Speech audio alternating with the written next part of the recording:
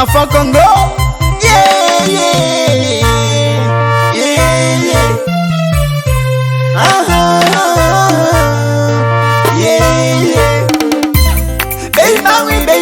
Baby, mami, c'est qu'à peu près comme un défi.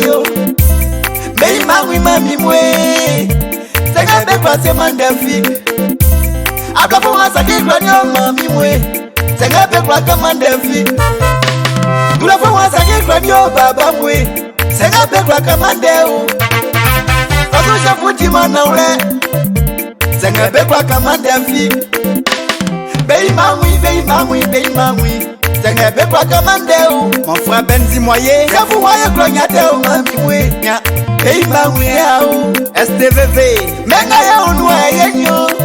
Sali sika fa munyande o anyama ale mwaji wa o ale mwaji mon frère Conan JB, ande fese o Tanganya ebale male masikati bekandai befa ko waswa o oyege o mon frère Vincent de Goboué, Baby mami tenga bekwa kamande fio awati prédicateur kamu fa besa bekeloi vraiment non soit agilo nya Baby mami moué mon frère Mathurin de Goboué, awa pasa misien tatia mouvoy atuma viegu isanti yaka ba koko hotei avali amumu avabaleo ezeli sunyamia kokube wali amuibenuo Tanganya Ligansama o, wemwe, wakakikyo vate wesye, lokoswe, yamwa apasya o, nya.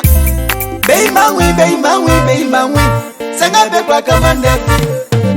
Kofwa baby mami mwe, senga bekwa kamandeu. mon frère Conan Simon, Provi ya kweba nyameki mwasye, kaba ye kudi neleo, baye satenele, beyo liga kome inukuo, wakundewa, nyanye krifle limi, ofe limike. Nkaki pasteur amune isosre mo ebu asanu sakone nyule so pasteur de Compositeur besade. misila yawo ibugiye bae ende na gele gato chati atoy kenu de gremio chati blay kenu de gremio awata sonu pengme Tanganya obyengu be yiwa diversion na ele abukabe amuma wo Baby mami, senga bekwa kamande vio. Abla kwa mwasa kifranyo, baby mami, senga bekwa kamande vi. Rosu shafunti manaule, baby mami, senga bekwa kamande u. Baby mami, senga bekwa kamande vi. Aseli kenya nende mwa, na mae nonza, senga waloloi. Ale makilo, ya. Baby mami baba mwe. Aseli kenya nendema. Na maedi ndrumu. Tanganya. Atoka kao baba e. Ya. Baby mami wao. Nosuka tinti mana ule mami mwe. Senga bekla kama ndefi.